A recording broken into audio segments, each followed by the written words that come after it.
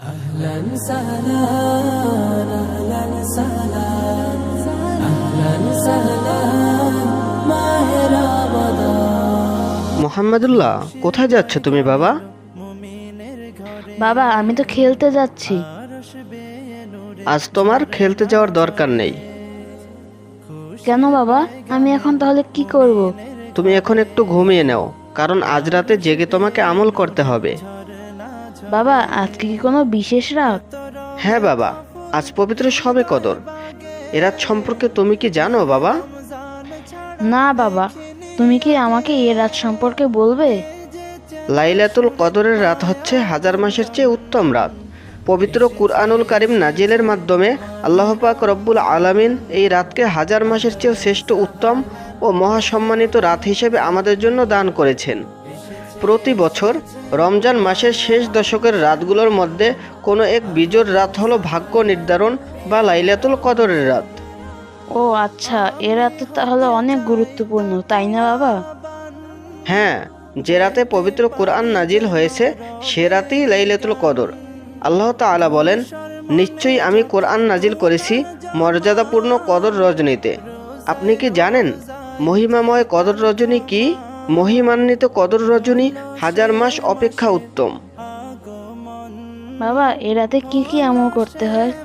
নফল নামাজ পড়া, মসজিদে ঢুকেই 2 রাকাত দুখুলিল মসজিদ নামাজ পড়া, 2 রাকাত করে মাগরিবের পর 6 রাকাত আওয়াবিন নামাজ পড়া, রাতে তারাবির নামাজ পড়া, শেষ রাতে সাহারির আগে তাহাজ্জুদ নামাজ পড়া, সম্ভব হলে সালাতুত তাসবিহ পড়া, সম্ভব হলে তাওবার নামাজ পড়া, সম্ভব হলে সালাতুল হাজত পড়া, সম্ভব হলে সালাতুল শুকর ও অন্যান্য নফল নামাজ বেশি বেশি পড়া, কোরআন তেলাওয়াত করা, সূরা কদর, সূরা দুখান, সূরা মুজাম্মিল, সূরা মুদ্দাসির, সূরা ইয়াসিন, সূরা তহা, সূরা আর রহমান, সূরা ওয়াকিয়া, সূরা মুলক, সূরা কুরাইশ এবং চারকুল পড়া, দরুদ শরীফ পড়া, সাইয়্যিদুল ইস্তিগফার পড়া, জিকির আসকার করা, কোরআন সুন্নায় বর্ণিত দোয়া পড়া, পরিবার পরিজন, বাবা মা ও মৃত্যুদের জন্য দোয়া করা, কবর জিয়ারত করা। ঠিক আছে বাবা, আমি চেষ্টা করব রাতে আমল করার। বাবা, তুমি কিন্তু আমাকে রাতে সেহরিতে ডাকতে ভুল করবে না। ঠিক আছে বাবা, এখন তাহলে ঘুমাও। জি বাবা। أهلا سهلا أهلا سهلا أهلا سهلا মাহে রমাদান। ভাই, কি হয়েছে? তুমি কি অসুস্থ? তুমি তো এই সময় খেলতে যাও। তুমি কি আজ বিকেলে খেলতে যাবে না? না ভাই, আমি রাতে নামাজ আদায় করব, তাই শুয়ে আছি। বাবা বলেছে ঘুমাতে। তোমাকে কি তোমার বাবা আজ রাত সম্পর্কে বলেনি? না ভাই, আমি তো জানি না। আমি তো আগে কখনো শুনিনি। লাইলাতুল কদর হলো অতিশয় সম্মানিত ও মহামান্বিত রাত বা পবিত্র রজনী। কদর শব্দের অর্থ সম্মান, মর্যাদা, মহাসম্মান। এছাড়া এর অন্য অর্থ হলো ভাগ্য, পরিমাণ ও তাকদীর নির্ধারণ করে। কোনো বান্দা যদি এই রাতে ইবাদত বন্দেগী করে তবে সে হাজার মাস ইবাদত বন্দেগী করার সওয়াব লাভ করে। আচ্ছা, ঠিক আছে ভাই, আমি রাতে নামাজে যাব। তুমি ঘুমাও, আমি তাহলে বাসায় যাই। ঠিক আছে ভাই, ভালো থেকো। হৃদয়ের রজনী গন্ধা তুমি নীল পরাজিতা, হৃদয়ের রজনী গন্ধা তুমি নীল পরাজিতা।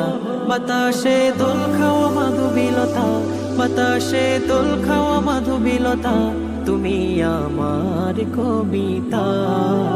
মোহাম্মদুল্লাহ, তাড়াতাড়ি ওঠো বাবা, ইফতারের সময় হয়ে গেল। হ্যাঁ বাবা, আমি এখনই উঠছি।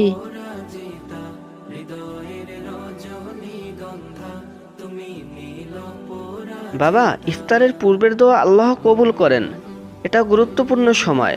রোজাদারের জন্য এই সময় আল্লাহর কাছে থেকে দোয়া কবুলের সম্ভাবনা বেশি থাকে। অতএব ইফতারের সময় দোয়া করা মুসলমানদের জন্য একটি বিশেষ সুযোগ। মহান আল্লাহ বান্দার প্রতি দয়াশীল। রমজানে এই দয়ার পরিমাণ আরও বেশি বৃদ্ধি পায়। তিনি প্রতিটি আমলের প্রতিদান বৃদ্ধি করেন। বান্দার দোয়া কবুল করেন এবং জাহান্নাম থেকে মুক্তি দেন। জি বাবা, আমি আল্লাহর কাছে ক্ষমা প্রার্থনা করব এবং দোয়া করব। হ্যাঁ বাবা। মোহাম্মদুল্লাহ, চলো আমরা মাগরিবের নামাজ আদায় করতে যাই। জি বাবা, চলো। أهلا سهلا أهلا سهلا أهلا سهلا ماہ رمضان। খুশির পয়গাম এলো মুমিনের ঘরে, আরশ বেয়ে নূরের ঝরনা ঝরে। খুশির পয়গাম এলো মুমিনের ঘরে। আমি মনে মনে মনের খাতায় লিখেছি এক নাম। আসসালামু আলাইকুম। ওয়ালাইকুম আসসালাম। ভাই কোথায় যাচ্ছেন? আপনাকে তো দেখাই যায় না। বাজারে যাচ্ছি ভাই, খুব ব্যস্ত থাকি তো তাই দেখা হয় না। তা আপনি কোথায় যাচ্ছেন এত সকালে? আমরা সদকাতুল ফিতর আদায় করতে যাচ্ছি। ভাই, ফিতরা কি আজকেই আদায় করতে হবে? ঈদের পরে দিলে সমস্যা নাকি? ফিতরা ঈদের নামাজের আগেই বন্টন করা ওয়াজিব। ঈদের নামাজের পর পর্যন্ত দেরি করা জায়েজ নয়, বরং ঈদের 1 বা 2 দিন আগে আদায় করে দিলে কোনো অসুবিধা নেই। ও আচ্ছা, বুঝলাম। ফিতরা আদায়ের নিয়ম কি আমাকে বিস্তারিত বললে উপকৃত হতাম। গরিব দুঃখীর মাঝে ঈদের আনন্দ ছড়িয়ে দেওয়ার অন্যতম মাধ্যম সদকাতুল ফিতর। সদকাতুল ফিতর আদায় করা ওয়াজিব। আবু সাইদ খুদরি রাদিয়াল্লাহু তাআলা আনহু বলেন, আমরা 1 সা পরিমাণ খাদ্য অথবা 1 সা পরিমাণ জব অথবা 1 সা পরিমাণ খেজুর অথবা 1 সা পরিমাণ পনির অথবা 1 সা পরিমাণ কিশমিশ দিয়ে সদকাতুল ফিতর আদায় করতাম। হাদিসের বর্ণনা অনুযায়ী 2 পরিমাপে 5 জিনিস দিয়ে ফিতরা আদায় করা যায়, আর তা হলো গম, জব, কিশমিশ, খেজুর ও পনির। এগুলোর মধ্যে গমের পরিমাপ হলো অর্ধ সা আর বাকিগুলোর পরিমাপ 1 সা। যার যার সামর্থ্য অনুযায়ী যে কোনো একটি দিয়ে এই ফিতরা আদায় করতে পারবেন। ফিতরা কি টাকা দিয়ে আদায় করতে পারবো?